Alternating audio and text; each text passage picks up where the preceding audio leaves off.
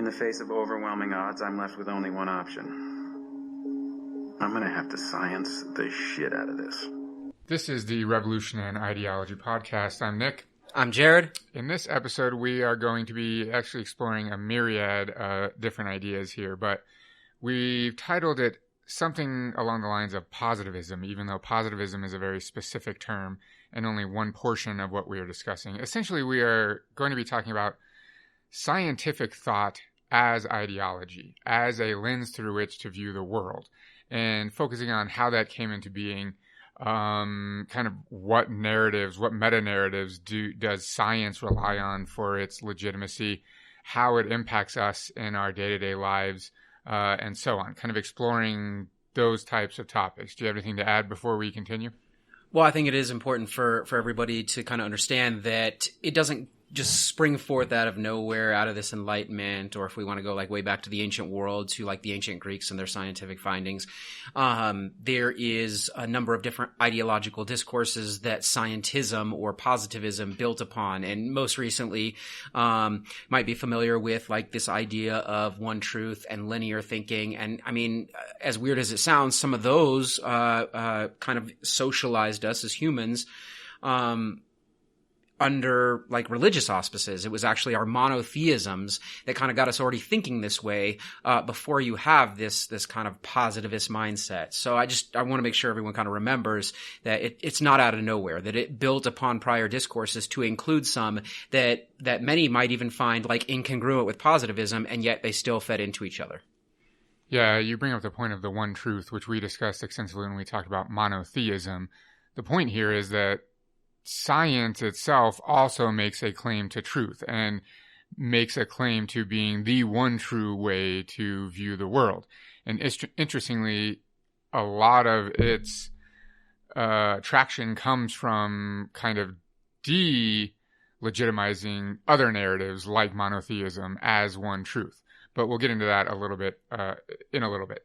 I also want to stress the term ideology here is maybe a little bit difficult for people to wrap their brains around when we're talking about science. I think it's easier to make use of Foucault's term and concept discourse as a body of knowledge that has very specific language and terminology, that has authors that are in charge of protecting and creating and perpetuating the discourse and so on. So I'm probably going to go back and forth between ideology and discourse, but just know that I think the term discourse really applies more here. In fact, you've probably heard the term scientific discourse.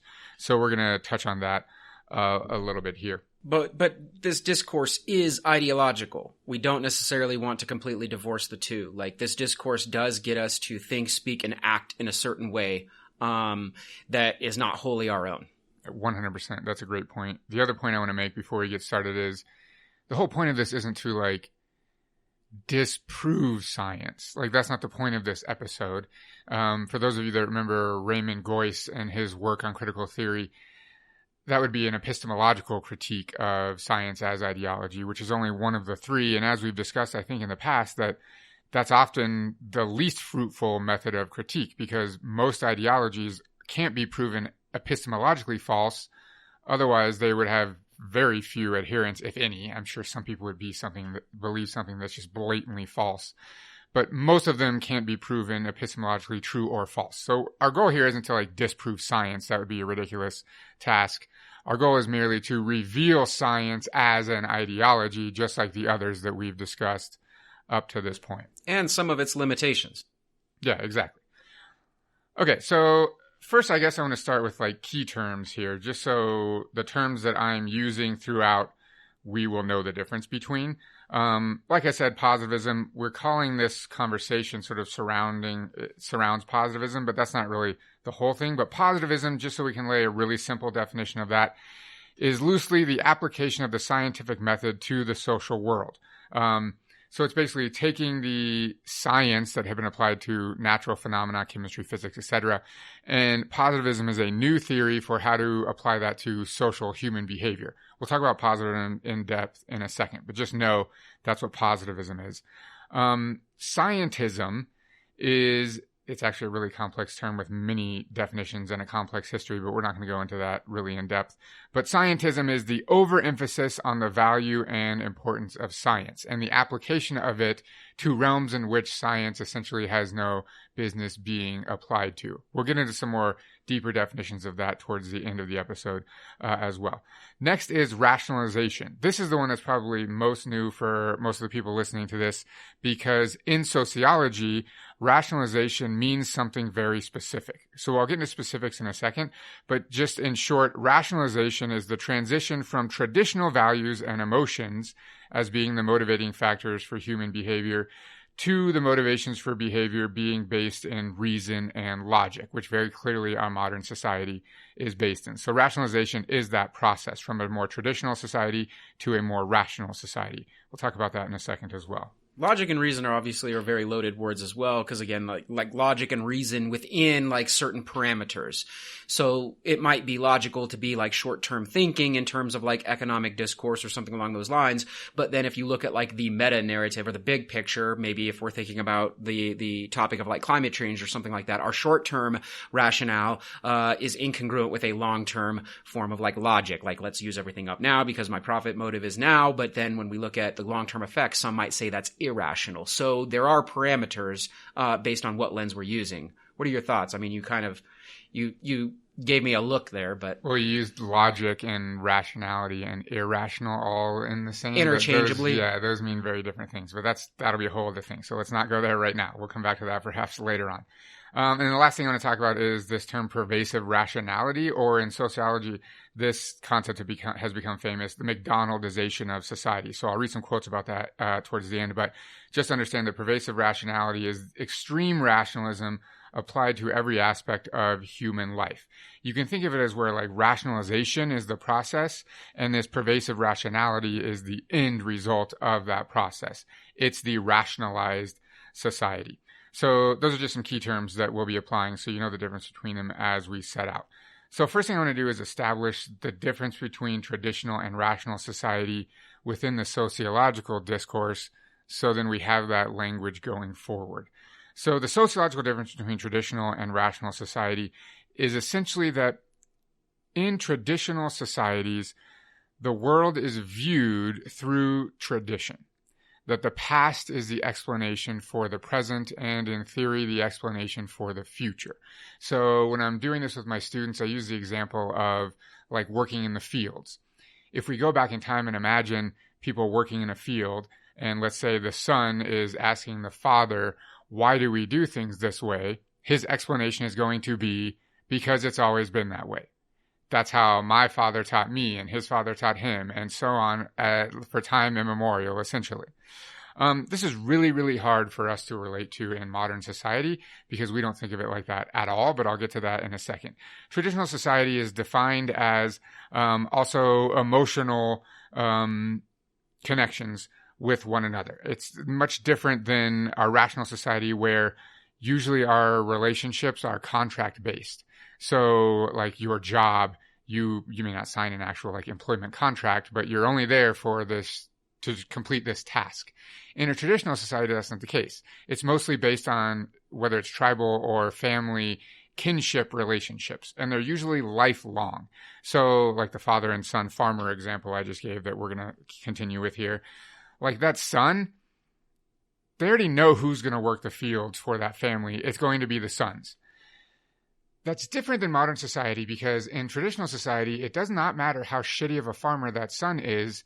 His dad's not going to just go to him one day and be like, sorry, son, it's not working out here. You need to find employment elsewhere. Like, that's never going to happen. That also is really hard for us to imagine. So these relationships are usually really tight, based on family relationships or tribal relationships, and they are often lifelong based on whatever your role is in that tribe or in that family. Is there still somewhat of that like reciprocity-based economic value there? Is there still some of that kind of like back and forth that it is a we over me ethic still? Yep, exactly. And that leads into the next point, which has to do with nature. In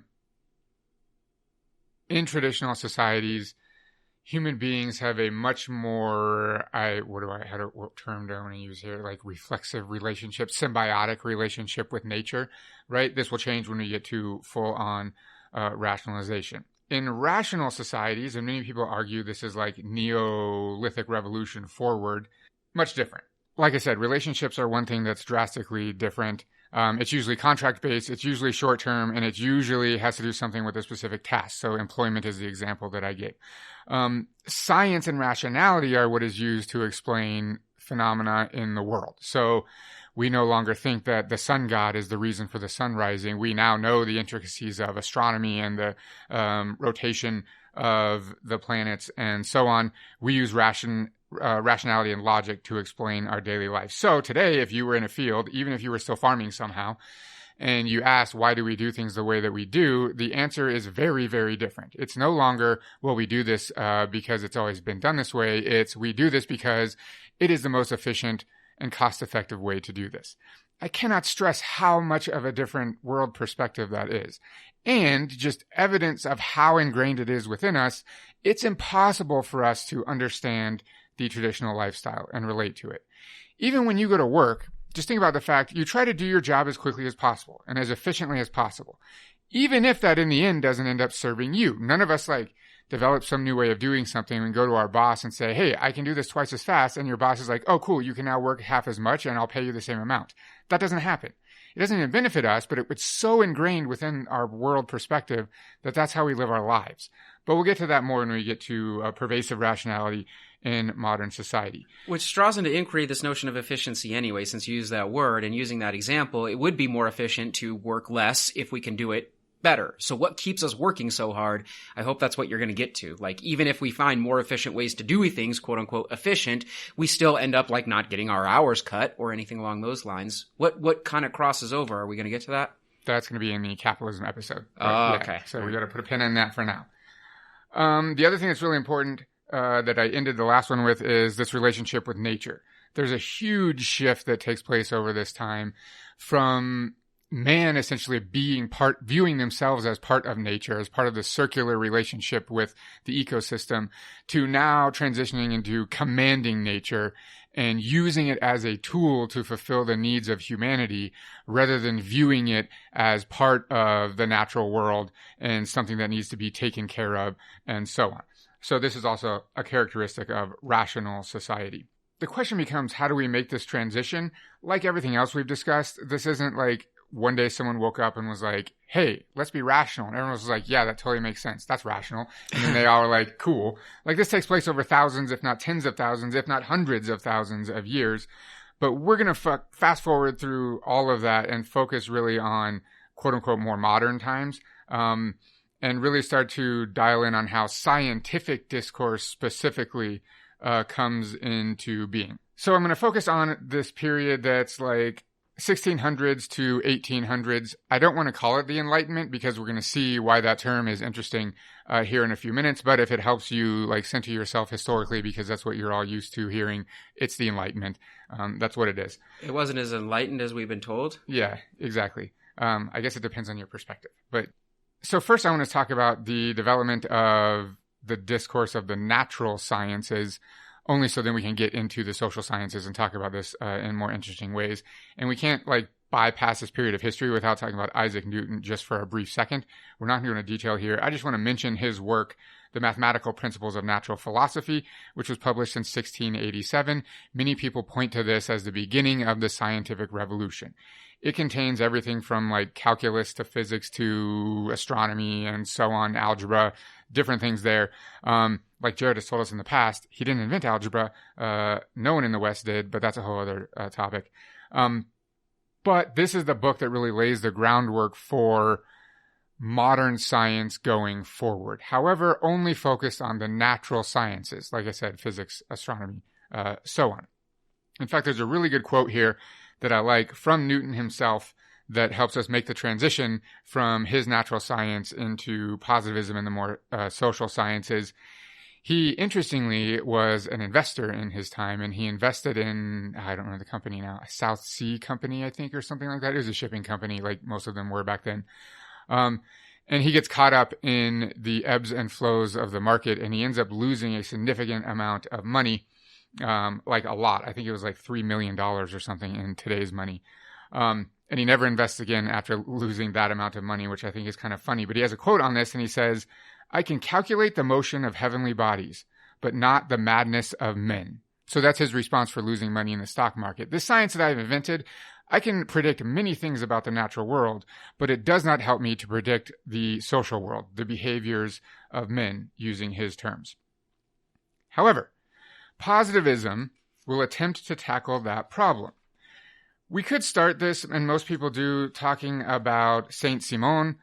I don't really want to do that because he definitely is a precursor to this and influences like Comte, which I'm about to talk about, and Karl Marx and the other sort of people in this realm. But I really just want to start with Auguste Comte, who, that's all. I want to start with him. He's a philosopher. He lays this idea of positivism out in a work titled The General View of Positivism that he publishes in multiple volumes. We're not even going to read quotes from it because it's so long. We're not going to do that, but I'll tell you what's in there a little bit. He publishes this in 1848 in French and 1865 in English. Basically, his concept of positivism is to apply the scientific method to the social world. That's far too simplistic of an explanation, but it's good enough for us to just understand that concept and use that going forward. So it's basically to take kind of what like Newton was doing and the other natural scientists and say, we can develop a methodology that's similar and use some of those tools, and we can measure the behavior of men using empirical evidence that we can observe. We can observe their behavior, we can observe the social world, and we can use that to come up with hypotheses and conclusions to understand human behavior. It's important to note that Comte doesn't actually do any social science of his own. He's merely a philosopher. But in his book, in these works, he establishes what's famously now known as the law of three stages. And this is his attempt to put positivism into action. He tries to come up with an idea of how humanity essentially has evolved according to natural scientific laws that can be proven. And so he comes up with this law of three stages, and he says there have been three stages of humanity. The first one he calls the theological stage, which refers to explanation of the natural and social world by personified deities. And he actually has three stages of this, which I'm not going to go into. But so there's three sub-stages to the theological stage. He says it's belief that all phenomena of nature are the creation of the divine and supernatural. The second stage for Comte is metaphysical. Here he says this refers to explanation by impersonal abstract concepts. People often try to believe that God was an abstract being. They believe that an abstract power or force guides and determines the events of the world. Metaphysical thinking discards belief in like a concrete God. So like the Greek, think of the Greek like polytheistic belief. This metaphysical transition would be a transition like away from that. The gods aren't real. God is an abstract, like absolute thing, like we discussed actually in the monotheist episode. The third stage is, you know what the third stage is? It's the positivist stage. What? Here's a trick. Anytime anyone is coming up with a theory of like how humanity evolves, usually the last stage is whatever stage they're inventing. Just that's a general trick for like philosophy and stuff like that. So I could just make up anything, and it's the last stage. It's the ultimate stage of what we've achieved to this point. Okay. So good. For Comte, it is the positivist stage. He also refers to it as the scientific stage.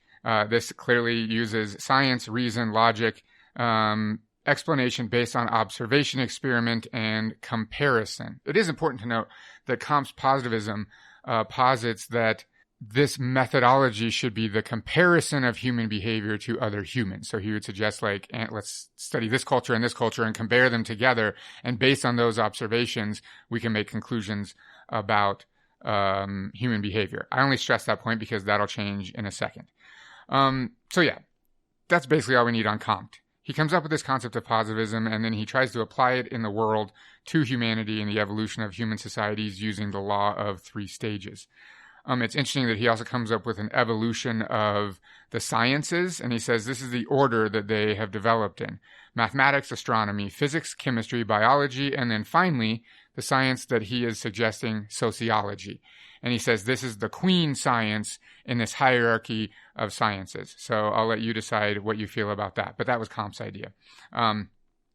Interestingly, obviously, Karl Marx and others will expand upon this idea, and he's hugely influenced by Comte's idea and the law of three stages and so on. And this influences his idea of historical materialism, which we won't go into. Our listeners should be familiar with that. Next person I want to talk about just super briefly is Herbert Spencer. He's a British philosopher. He lives 1820 to 1903, and he is significantly influenced by Comte's law of three stages as well. And he writes a few works in this thread. Most famous one is called Progress, Its Law and Cause. He actually, interestingly, is the person that coined the term survival of the fittest. Before Darwin, actually, I guess, when he was reading Darwin's work, he said, it sounds to me like he's talking about something that could be called the survival of the fittest. And then Darwin used that in a subsequent edition of the work. Spencer was applying this methodology to human societies, how human societies evolve. While Darwin was doing it for the biological world, Spencer at the same time was doing it to the social world. So he has all kinds of interesting theories, most of which now have been like fully debunked and no one really believes in. And after the fact, people look back on his ideas and call them social Darwinism, because that's basically kind of what he thought. All right, that's all I want to talk about Spencer. I mean, can we stress, like, Spencer's ideas were influential in things like ethnic cleansing campaigns against indigenous people, or even though slavery was slowly working its way out of systems as like a reverse way to look at slavery as just, or the eugenics movement becomes actually very popular because of Herbert Spencer, and obviously it reaches its apex under a very famous mustachioed German guy. Like, that was socially Darwinistic, and I don't want Spencer to get away without being called out for, again, these ideas that are wildly problematic. And it wasn't just there. I mean, even in the socioeconomic sphere, this is how later the people like the Carnegies and the Rockefellers and the J.P. Morgans and so on and so forth, the Jay Goulds, would justify their oppression of their own workers is that they are not fit. Like, that's how they justified working them to death. Kids in factories, etc. So Spencer does need to be called out. That's positivism gone wild, I would say. I was letting him off the hook right now because I was going to do it later when we had more context, but that's okay. Which leads us to the main person I want to talk about, Emil Durkheim. He is incredibly influential in sociology, mainly for his scientification of sociology. He's responsible for essentially getting sociology respected as an independent science. He's hugely influenced by Comte and Spencer both, though less like the eugenic, genocidal part of Spencer's ideas that Jared talked about, more just this theory that humanity can be analyzed on a scientific level. And he plays really important roles in the advancement of positivism. First, he provides the theories and terminology to explain how human beings became rational. His doctoral thesis is titled Division of Labor in Society. He publishes that in 1893. That's important because he starts basically his body of work with explaining his theory for how this transition takes place. So it's sort of like in Comte's law of three stages and Spencer's laws for how human beings evolve. Durkheim inserts his own theories in that body of work as well. Then he provides concrete rules and methodologies for how positivism was to be done by social scientists. He publishes this in the Rules of the Sociological Method in 1895. And I have just a short quote from this. He says, "Our main goal is to extend scientific rationalism to human conduct. What has been called our positivism is but a consequence of this rationalism." So he explains right there what positivism is. It's to extend scientific rationalism to human conduct. So he lays out kind of how this should be done in the social sciences in his work, The Rules of the Sociological Method. Keep in mind, we're going through all of this so we can begin to understand how this discourse came into being, right? He then provides an example of how this was to be done. He publishes a study in 1897 called Suicide. I tell my students that this is essentially the first research study ever done in the social sciences. It's the first real, what we would call, application of positivism. And he makes all kinds of conclusions that I'm not going to go into detail here about suicide, but essentially he demonstrates using the scientific method that social forces play a role in suicide. So as an example, he establishes that people in the Catholic religion commit suicide at lower rates than people who are Protestant. He demonstrates that people that are less educated commit suicide at rates less than people that are more educated, and so on.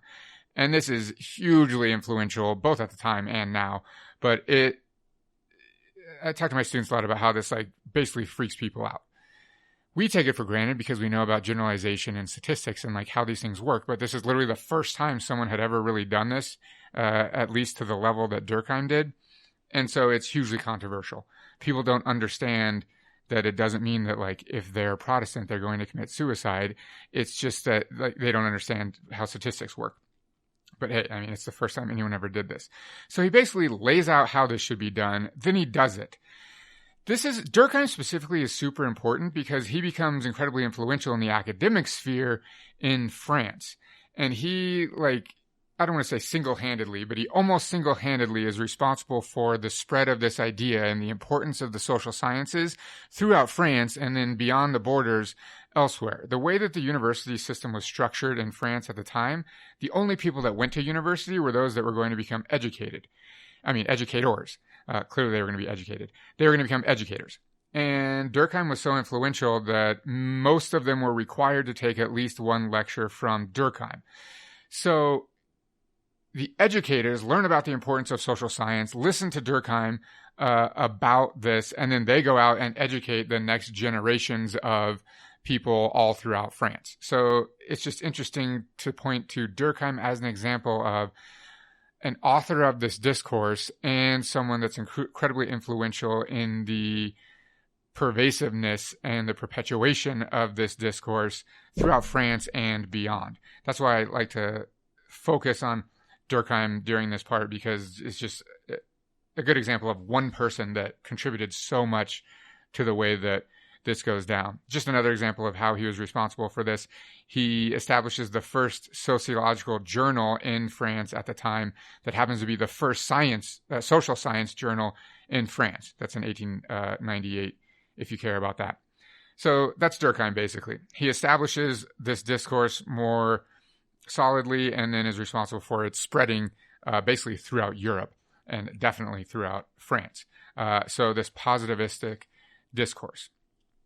Okay, now I want to pause here for just a second. We're going to skip a couple of centuries just for the sake of time, but I do want to pause here and talk about, if we're going to use Foucault's concept of discourse here, we really have to establish a few things. One of them is how scientific discourse came into being. I just gave you a super brief, whatever that was, 10 minutes on that.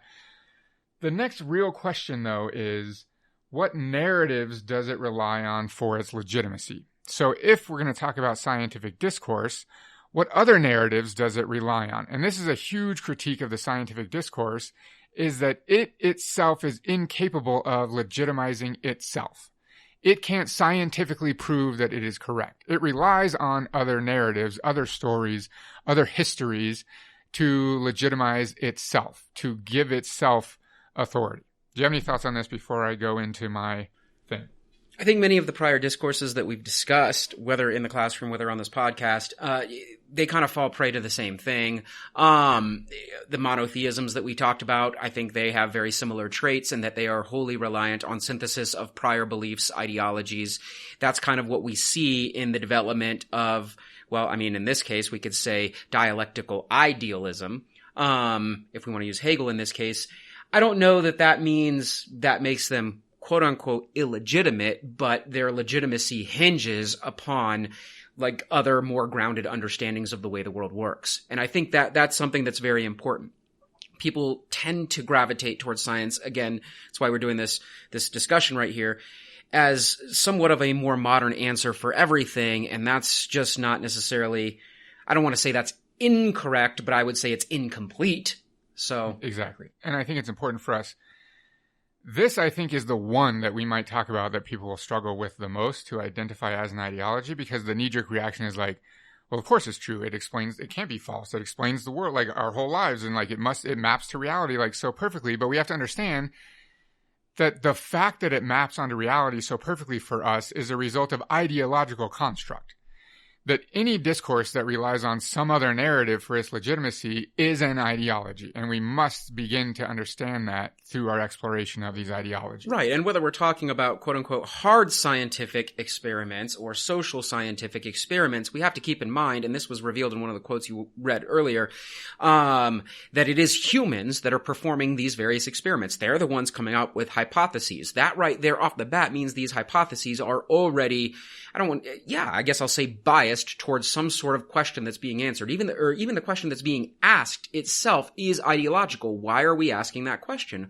Well, something about either our ideal or material world has forced us to want to ask this specific question. And that right there means it is building off something already prior. And thus how we conduct these experiments, or what stats we use to focus on, or what surveys we use to look at, or whatever, those are also, of course, based on what that individual or set of humans are deciding on is important. So again, it's not completely, I guess I would say, if we're looking at it holistically, it's not holistic. It is an unholistic discourse. It's incapable of explaining the entire reality, which every ideology is. This is not possible. Right. One of my favorite examples, and I don't know how Nick feels about it, but like if you ask the very simple question, it's a super easy question. What is love? Science would have some especially in 2020 or in the 21st century here, would have some very specific answers to that question, whether we're looking at it through psychologically or sociologically or culturally or whatever, and yet that would still be wholly incomplete. Maybe a psychologist would look at it through like these chemical reactions, dopamine firing, etc., between these synapses. I don't know how the brain works. Clearly, I'm a history guy, but whatever. That's how they would explain it, but that would be a wildly incomplete explanation, at least in my terms, of what love is. There's some experience that's beyond explanation, and science can't explain it, surely. Correct. Yes, exactly. Yeah, and I just want to say that when we're exploring ideologies, it's the very specific ones that seem like they're quote-unquote common sense that we should be investigating the most.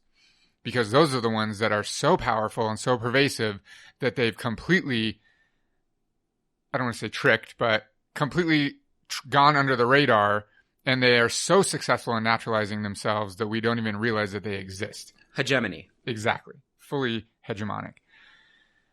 So, I wanted to have a meta conversation real fast, and I'm not going to use any specific quotes here or anything like that, just to sort of talk about the narratives that science relies on for its legitimacy.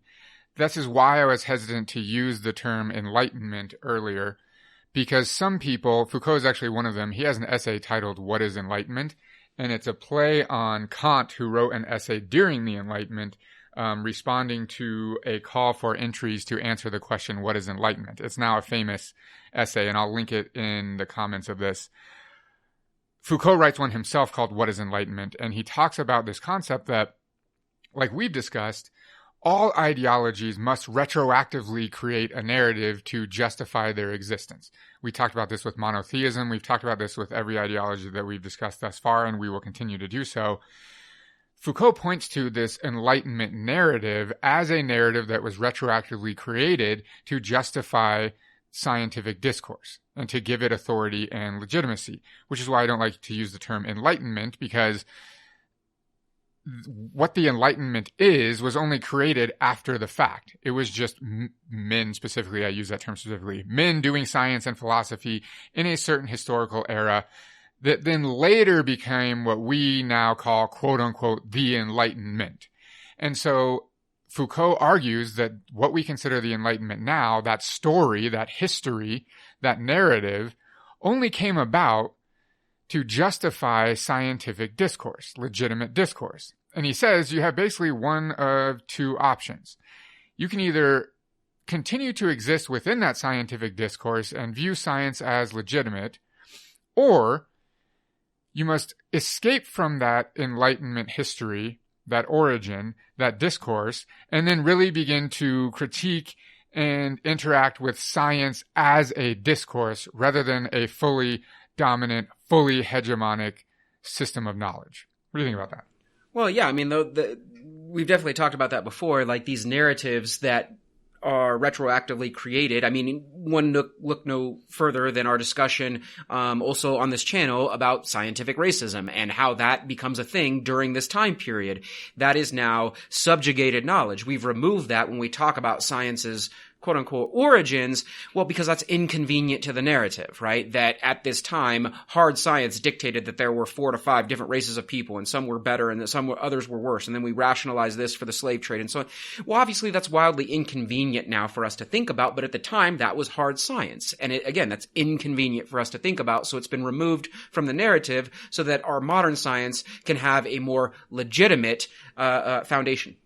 And we have to also understand that, like Jared said, the science that was being done at the time when this discourse was being established is purely a result of the material and ideological circumstances of the era. And let's not go forward without mentioning they were all men, they were all white, they were all wealthy, and we could continue. So the questions they're asking of their science are questions that will merely rationalize their current status quo. Not what was or what could be, but what is. So that's why they would look at something like the racism example I just brought up. And yes, of course, their experiments are already going to be loaded with their own bias. That's how they came up with the fact that there were 4 to 5 different races. And of course, Diurnus Europaeus ends up at the top. Weird. That's a surprise. Interesting. Well, yeah, exactly. I mean, and you asked that question, that Foucault question, what is enlightenment? Well, I mean, one look no further than, of course, the very famous Buddhist version of that. That notion of enlightenment is very different than a scientific notion of enlightenment. Which one holds, what's that term you like to use? Which one is truth, or which one has a claim to truth? Well, in theory, maybe both. Yep. I mean, that's but the they point, would right? both argue that neither the other one doesn't. Right. I mean, that's key to any ideology, right? It has to argue that any competing ideology is false, and that its claim to truth is the valid one. I just want to stress the fact that this is the genetic critique of ideology, right? If you're following along with Raymond Goyce's epistemological, genetic, and functional, this is the genetic critique, right? That the origins of this discourse are suspicious at best.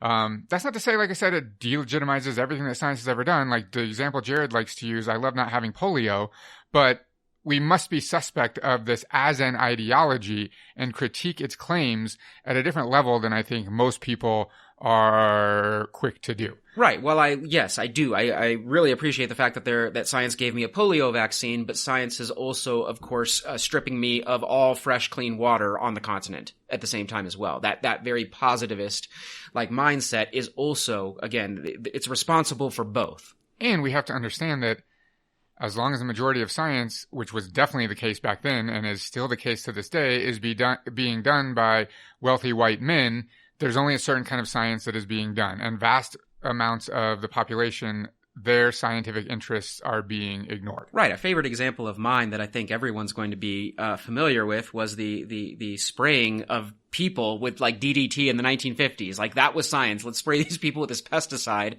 There's the great footage you can find all over YouTube and stuff of children in swimming pools, and the DDT's being sprayed and their mouths are open and they're, it's what? Exactly. What? Exactly. I mean, keep in mind, science said smoking was a good thing at some point, right? Yeah. Yeah. This appeal to scientific authority, right? Mm. 4 out of 5 scientists believe that's... Smoke camels or something? What is that? Yeah. The ironic thing is that we still do this today, right? 9 out of 10 dentists, support this toothpaste. We still do the exact same thing. But we look back on the smoking example and it's wow, who believed that? How dumb are you? But we're yeah, I want that toothpaste at the same time. So we look back historically on this appeal to authority and think it's completely ridiculous, but we still believe in it today, which is a whole other conversation, but whatever, buy your toothpaste. So like I said, we're going to fast forward a while, just for time's sake. And that was the fastest establishing of the scientific discourse as absolutely possible. We're also skipping some super important things like Comte, Spencer, Durkheim, and some others established positivism. And then after that is neo-positivism. And then after that is post-positivism. We're not going to do any of that. It is super interesting and deserves its own time, but we're not going to do that right now. It's not necessary for us to establish science as an ideology. Though it is really interesting. But you can literally the Wikipedia pages for both those things are super good, neo-positivism and stuff. So if you're interested in that, I'll post a link. You guys can read that on your own.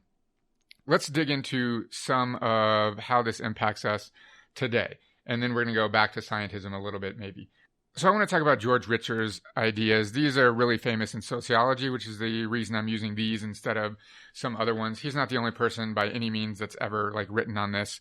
His are just really, really easy to digest. And so, I just want to talk about those because he frames this, I think, in a way that's really interesting. I do want to briefly mention two other ideas that also themselves deserve their own episodes, but we're probably not going to do that. The first one is Fordism. Fordism is it's like the car company Ford, Henry Ford and his ideas. I like to point to this as the application of the scientific method to mass production of products. So you all know the story of the assembly line and the Ford factories and the Model T and blah, blah, blah, blah. We're not going to do that whole history. Just know that Fordism plays a role. It's applying science to production. The other thing that's interesting that definitely deserves its own episode is Taylorism, which is this concept of scientific management, and it is the application of science to the management of the worker. There's actually a really good 2-part episode on this podcast called The General Intellect Unit that they just went over. I think it's actually the most recent episode. I'll publish a link to that too, where they go over Taylorism extensively, and it's super interesting. But basically, his idea, Frederick Taylor is, they point to as the founder of this concept, is that we can apply scientific ideas, efficiency, predictability, and so on to the worker directly. So whereas Ford did it to the production process, Taylor's idea was to do it to the workers themselves, to turn them, to apply this concept to them and their behaviors to make them more efficient.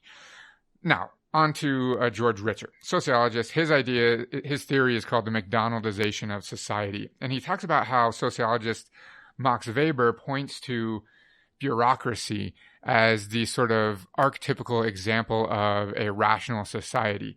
Ritzer plays on that and says that the example now in modern times, though I want to point out first that he's writing this in 1983, so even since then, it's exponentially more significant.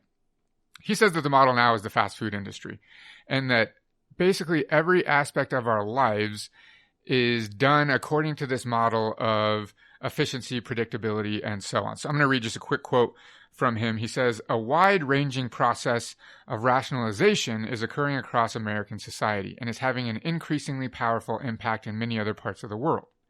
It encompasses such disparate phenomena as fast food restaurants, TV dinners, package tours, industrial robots, plea bargaining, and open-heart surgery on an assembly line basis.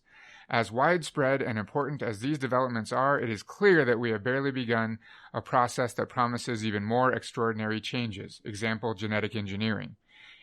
Now, of course, we have that. In the years to come, we can think of rationalization as a historical process and rationality as the end result of that development." And he goes on to talk about 4 main characteristics of this rationalization of society, this rationality. The first one is efficiency, the optimum method of completing a task, the rational determination of the best mode of production.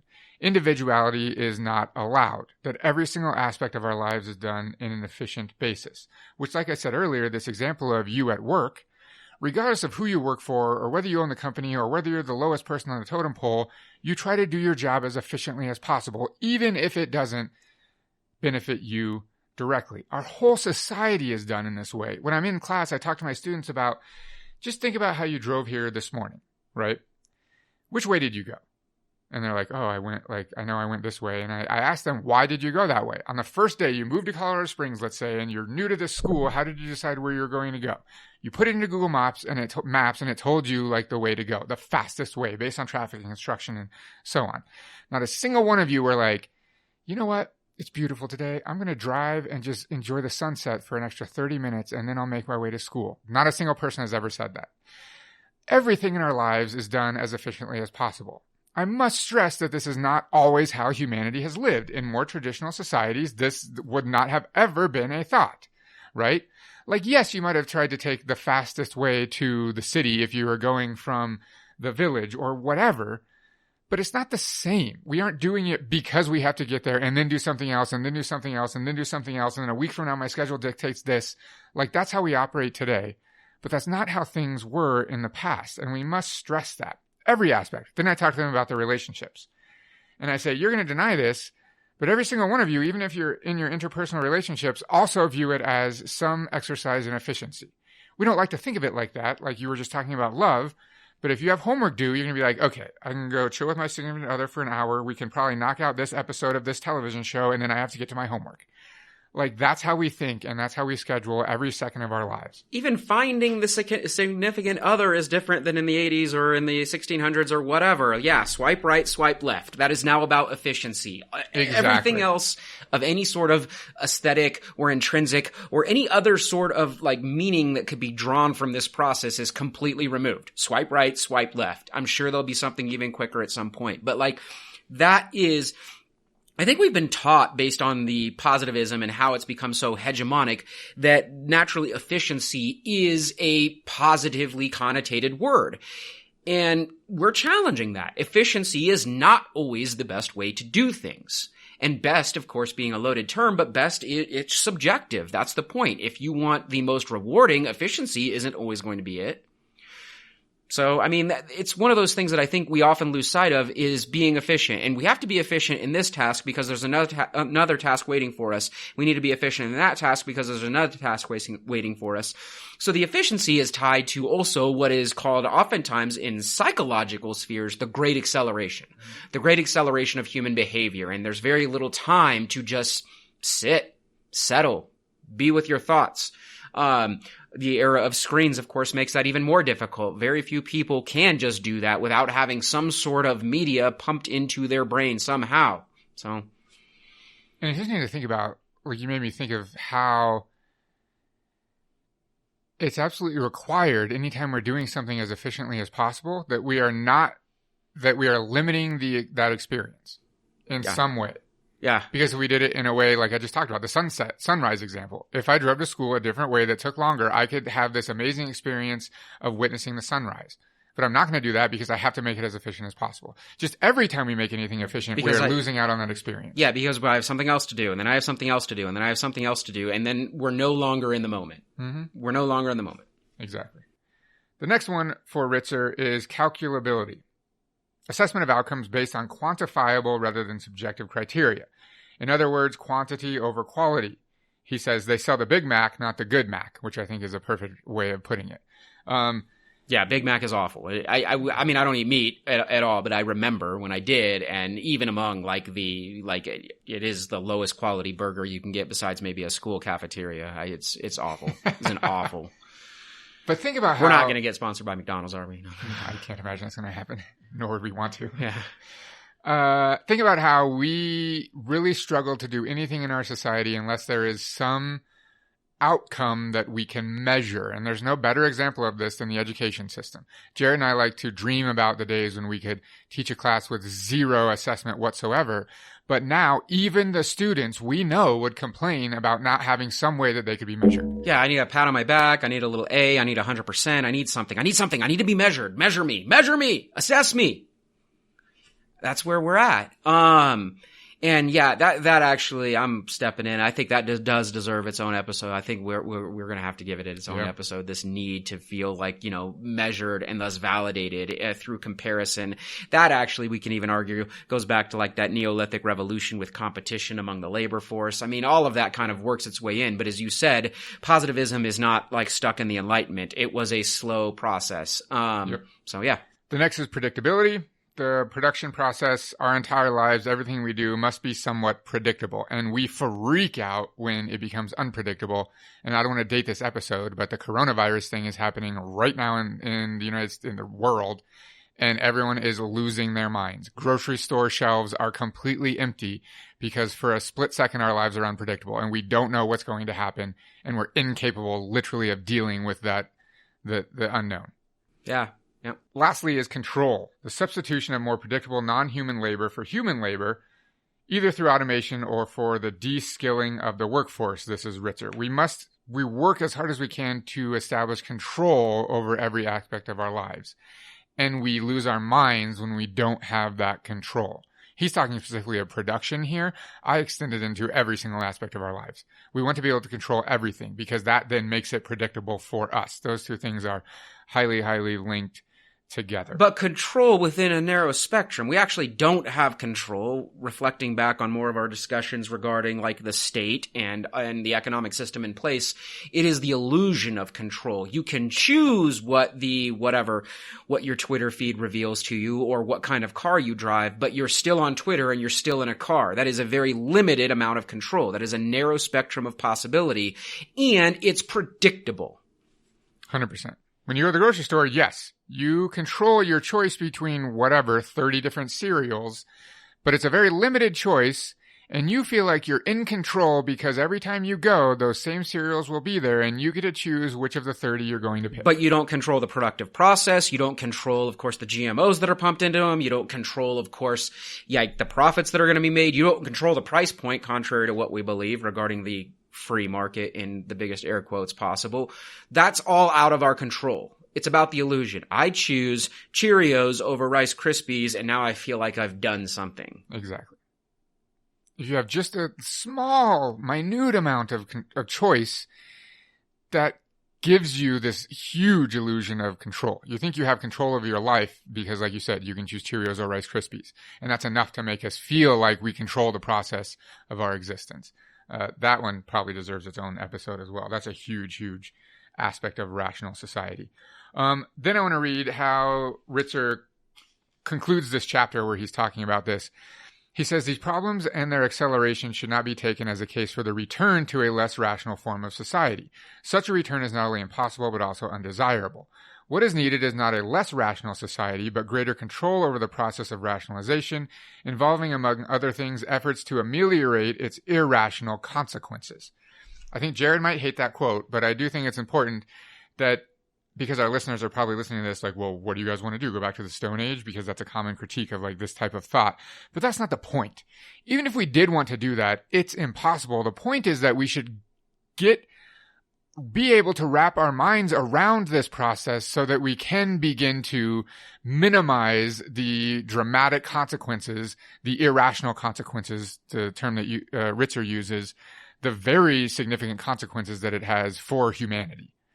No, I don't know that I hate that quote. I think that's what I was alluding to when we talked, when I interchanged logic, reason, etc. Earlier, is that yes, when you look at like the end result of this or the trajectory we're on, a term we both like to use, it is wholly, and this is the word I'm using, unsustainable. Yep. Unsustainable, again, ecologically, economically, sociologically, psychologically, it is unsustainable. That I believe has been empirically proven. That's maybe that's my now ideological lens. Yeah, that's my scientism coming through there. But yes, based on this trajectory, if we want to maintain some sort of sustainability through the anthropocentric lens of keeping things viable for humanity, then yes, it is unsustainable. We do know that. So, but we can't do anything about it. People wonder, why can't we stop polluting the water, or why can't we fix this whole climate change scenario? And we're getting pretty close to being beyond ever, like, again, going back. We're not going back now. It's about like mitigating the disaster at this point. But we can't because of the ultra-positivism that has infiltrated every part of our economic sphere. Clearly, our economic system's based on it. You talked about our production. Our production's based on it, and it's all short term. It's all short term, and that's why we can't look that far ahead. And yes, in certain ways, maybe not going back to the Stone Age, but yes, our more circular mindset, our reciprocity-based mindset, we don't have to go all the way back, but we can borrow things the way we thought about the world back then, and thinking about more than just ourselves, the individual, and what we can get or what we can consume or whatever. That would probably be a benefit. And it might give us a more holistic lens on where we're headed, this, as he calls it, irrational end. Yep. I think the question is whether or not that's possible, but that's a whole other episode. Because we can't just have this sort of like paradigm shift immediately and like, let's just today be reciprocal with one another. Like, that's never going to happen. You know what I mean? But that's a whole other conversation. I thought you might hate that that quote, because he says, it should not be taken as a case for the return to a less rational form of society.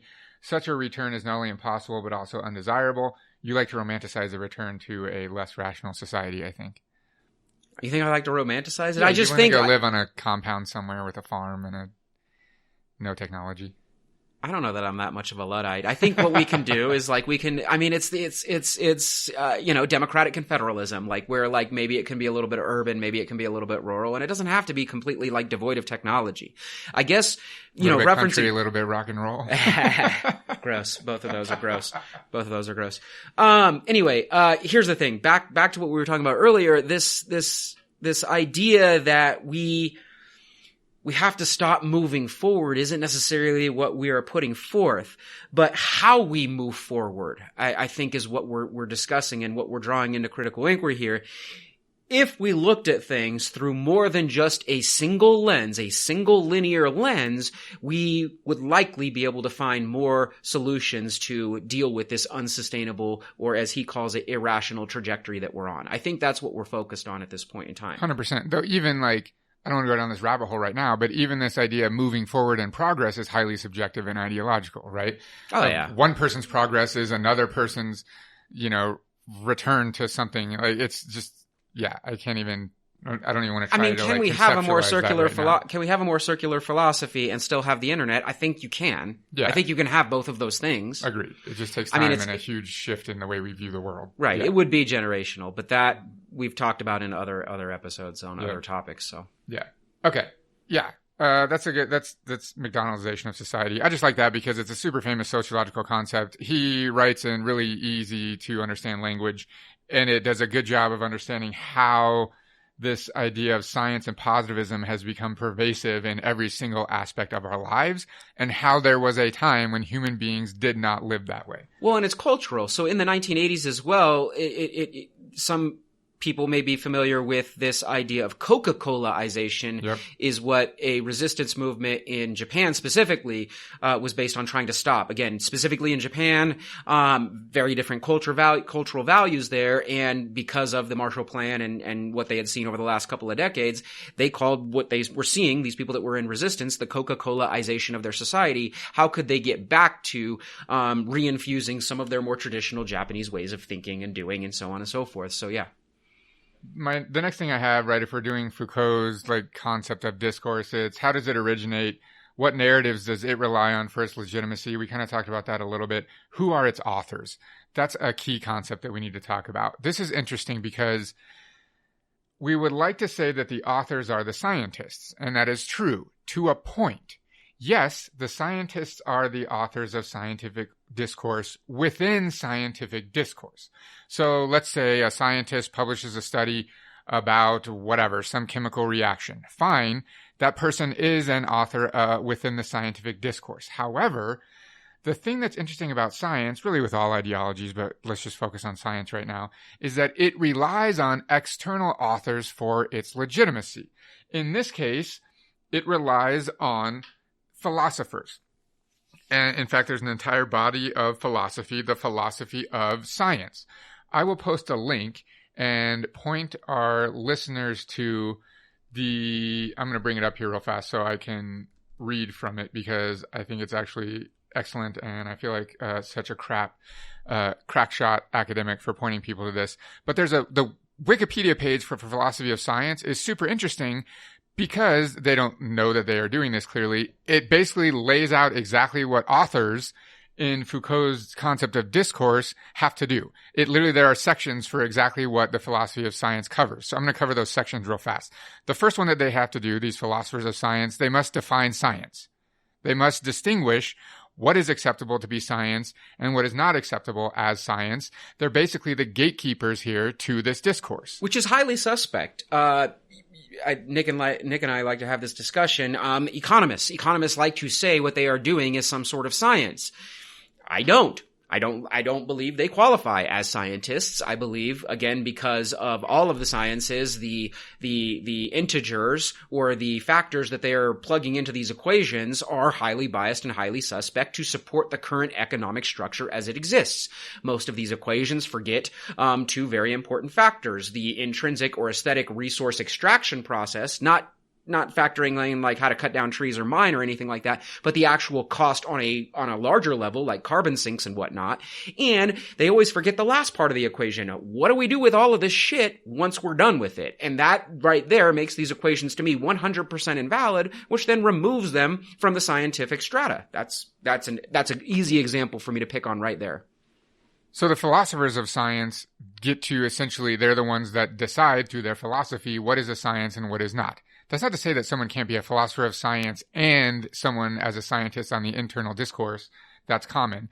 But just know that once they're having a conversation at this level, they're no longer a scientist. They are then a philosopher. I use the quote in class. I have it on a slide when I do this lecture from Stephen Hawking, who says, philosophy is dead. It's the most ironic quote ever because in that statement, he's being a philosopher, no longer a scientist. But that's a whole other conversation. The other thing, the next section on this page is determining scientific explanation. What counts as the way that science can explain things? This is the scientific method. How do scientists do what they do? This is something that philosophers of science concern themselves as well as authors and gatekeepers of this discourse. The next one, which we've kind of been discussing this whole time, is justifying science, legitimizing it, creating a discourse in philosophy that functions to legitimize scientific discourse. So these two things working together. And there's other sections. What is the purpose of science? Well, this is established by the philosophers of science, not by the scientists who are actually doing the research themselves. And then the last one, I skipped over one there, but it's fine. The last one is values and science. What are the values of the scientists? What should science be focused on? And so on. This can't be done by the scientists doing the scientific research as part of the scientific method. This conversation must take place at the level of the philosophy of science. So the philosophy of science is another narrative on which the authority of the scientific discourse rests.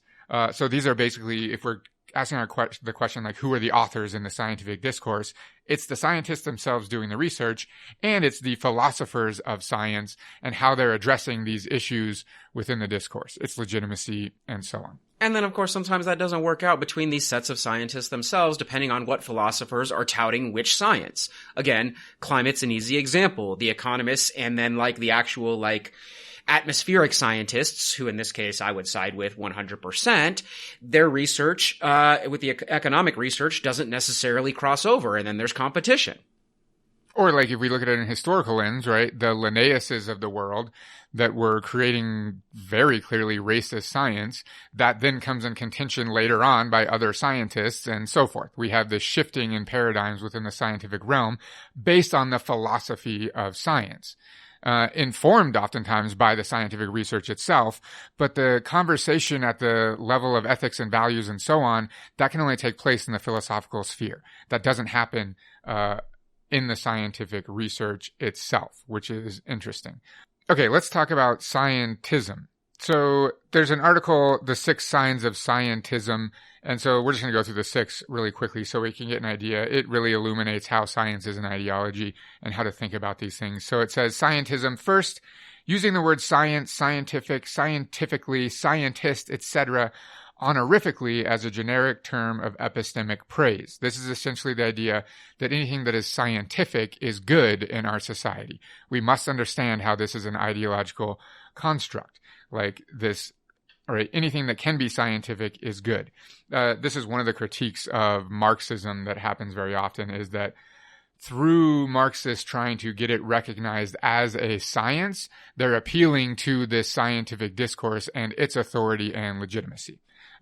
So it's something to consider. And we're all guilty of this. We don't want anyone to feel bad. I mean, for example, like then we're picking and choosing what science is. I appreciate science because of what it's teaching us about the atmosphere or deforestation or those types of things. And those scientists I buy into. And then what about the scientists I don't buy into? The ones that I mean, it is. We're picking and choosing. But that shows right there the subjective nature of science. Let's be honest. My expertise is sociology, so there's a lot of critique to be had with that one from the natural scientists usually, but that's a whole other conversation. Number 2, adopting the manners, the trappings, the technical terminology, etc. of the sciences, irrespective of their real usefulness. So this is basically overstepping the bounds and using scientific discourse and applying it to places where science essentially has no business being. This is really common. Number 3. What is love? Yeah, Lady, exactly. don't hurt me. Yeah. Let it bob your head. Yeah. Yeah. No one knows that reference anymore. They're too young. A preoccupation with demarcation, i.e. withdrawing a sharp line between genuine science, the real thing, and pseudo-scientific imposters. An obsession with doing this is scientism. And like I just alluded to, there's huge debate between natural science and social science. Even within the scientific community, this is a massive debate of what is quote-unquote legitimate science. What is real science? And I like to give the example, this is funny. One time I was talking to my daughter who is super into science. She's 5 now. This happened, I think she was like 3 or 4. We were talking about science and she was like, Dad, do you want to be a scientist when you grow up?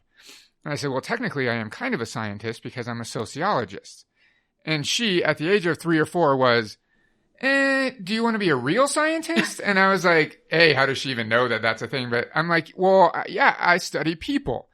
She said, well, maybe you could study rocks or the ocean. And I was like, she's 3 and she already somehow knows that like sociology is debated as a real science or not, which is kind of interesting. Although I will say I don't actually do any science. I'm much more interested in the theoretical realm, but whatever. That doesn't matter. Okay, number 4, a corresponding preoccupation with identifying the scientific method, presumed to explain how the sciences have been so successful. When I just mentioned the philosophy of science, this is one thing that they are focused on, and there's such a rich history of this, is what is the scientific method? What does that mean? And anything that's not making use of the scientific method is not legitimate science. But it's interesting, if you ever try to like research what is the scientific method, this is something that has never been like, this is the scientific method. There are so many debates throughout history of what science is and how to do it. There is no one conclusion. But people that are preoccupied with establishing the scientific method to give legitimacy to science, that can be argued is scientism, because they're not doing it to come up with the best results or make the best conclusions or so on. They're doing it purely to legitimize one thing as science and to delegitimize something else as not science, something that's not following this method. Looking to the sciences, this is number 5. Looking to the sciences for answers to questions beyond the scope of the sciences. So like you just said, which is actually my first bullet here in my notes, is love. How to fall in love, what is love, etc. Though I have in here the things that people have tried to use science to explain. So how to fall in love, how to be a good leader, how to start a business, what's the scientifically proven best morning routine, and so on. All of these things that are just nonsense to think about. We do this all of the time in our society. This is scientism, using science to try to answer questions that fall out of the purview of science. Other things I have written here, like, should abortion be legal? Should we have the death penalty? What are these moral issues in our society? Science literally cannot answer those questions. So this goes back to your idea that the purview of science is limited, and we need to recognize that. That doesn't function to delegitimize science. I don't want polio either, but we must realize that there are things that fall outside of the purview of science and the scientific discourse. Number 6, denying or denigrating the legitimacy or the worth of other kinds of inquiry besides the scientific, or the value of human activities other than inquiry, such as poetry or art. This one is super common. Science, like I've been talking about using Foucault's terminology, makes this claim to truth, and in doing so, very often tries to discount any other ways of gaining knowledge of this inquiry. Also, like it says here, it tends to denigrate any other kinds of activity, poetry or art or whatever. Our society is wildly, wildly guilty of this. I'm not shocking anyone here. The blatant attack on what we call the humanities in the K through 12 system, as well as higher education, as somehow not valuable anymore, that it's all about STEM. And I'm sorry if you're into STEM, but it can't answer all the questions. It doesn't present all answers, and it certainly doesn't train our brains to think in very diverse ways by any stretch of the imagination. And so by slowly but surely removing the arts, removing music, removing history, removing soc, removing anthropology, removing all of these things from, again, the K through 12 system, or oftentimes in higher ed by like defunding them or funding them less than these others. That is scientism right there. That is scientism in its most like grotesque form. And I mean, it's not even just that. I mean, phys ed, that's now becoming a thing of the past. I mean, all of these things are now becoming second seat to this like super big STEM push. But that STEM push is wildly short-sighted and arguably recreating this irrationality that Ritzer was talking about. Yeah, I was going to say, if you think that rationality is so pervasive and influential now, just wait a few generations when we've done away with all the humanities and all of the arts in the education system. It's going to be miserable for everyone. Yeah, absolutely. Like, yes, interpersonal communication, intercultural communication. I mean, it's all of those things are going away. I guess for the people that want to be like, full automation, knock yourselves out. Cool. I guess kind of ironically though, in the future, if we go to like the extreme, they will lack the philosophical ability to realize that they're miserable. But that's a whole other thing. They won't even have the discourse. Maybe they won't even be miserable. Maybe it'll just be like, yes, I mean, it'll be, they'll just be cogs, so to speak. I mean, maybe they won't even have the capacity to be emotional. Yeah. Wow, that was depressing. Okay. Last thing that I kind of want to talk about is this idea of science as salvation. This often gets looped into the discourse on scientism. It's this idea that science and science alone can save humanity from any imposing doom. Science and science alone? I thought that was like, weren't we just talking about when we were doing monotheism? Paul said faith and faith alone? Exactly. Yeah. Interesting. Including any issues created by science itself. This is so common right now within the climate discourse, right? Well, technology will advance at such a rate that it will save us from the climate disaster. We must point out technology is the thing that created the climate disaster. And so scientism is, well, science will save us. Solar panels will get more efficient. Batteries will get better.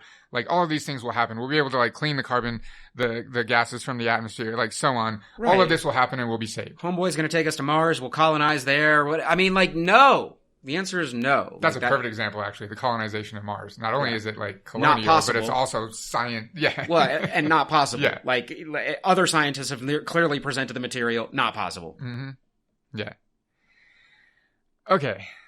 I guess we'll cut it off there. We did a pretty good job. It was short and fast. We could have done hours and hours on this one, but we wanted to just make it a quick little exploration of science as an ideology. We sort of talked about how scientific discourse came into being all too briefly, what narratives it relies on, who are its authors, how definitely does it impact our society today. That one was all too brief as well. And then kind of what is scientism and how to identify and be on the lookout for it. The whole point, like we said in the beginning, was just to kind of illuminate how science itself is ideological. Do you have any last thoughts? I mean, it is. It's just a deconstruction. It's not that we don't necessarily buy into science. We're sitting in a room with computers and cell phones, and we drove cars to get here.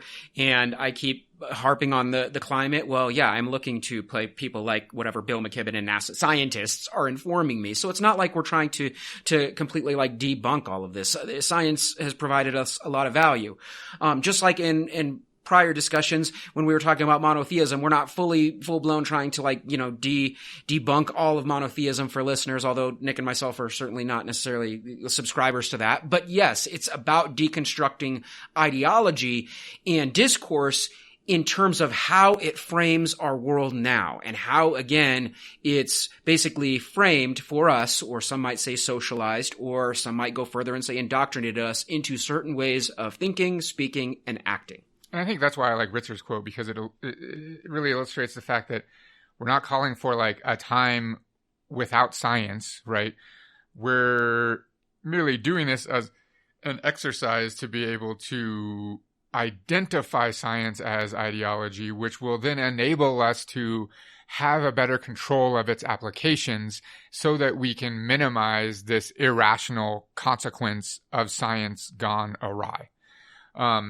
Yeah, I think that's it. Check us out online, revolutionandideology.com. We're on Twitter at @RevAndIdeology. If you're not watching this on YouTube, we have a YouTube channel. You can subscribe to us there. We post this and all of our episodes and other videos that we make for our classes and just for entertainment purposes. Yeah, that's it. I'm Nick. I'm Jared. Later.